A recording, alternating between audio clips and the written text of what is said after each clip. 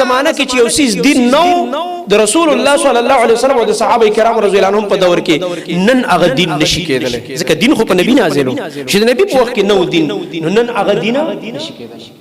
تلاوت کوئی بعض وخت تلاوت خشه ده کنه خو یو وخت کې و تلاوت هم بدکاری په کم وخت کې چې دلته اوس جمع ودرې د جمعې او یو سړی شاته ناشته تلاوت کوي یو سپاره وي هغه ته ډیره جری کې تاسو د جمعې جمع ته ودرې ته ډیره جری تاسو دیو 15 منټه جمع ته ودرېږي خود فریضه ادا کړه هغه به یو غنټه تلاوت کوي عذاب دغه مخامخ ګوري چې جمع ولاړه د تلاوت کوي الټه الله غل عذاب ورکوي ځکه فرض پرې تاسو خیال لولم دین به موږ ځان نه جوړو دي کې موږ خپل فکرونو عقلونو باندې چلیږو نه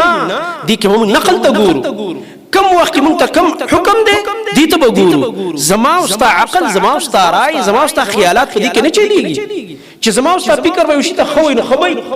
او چې بد ورته وي نو بد وي نه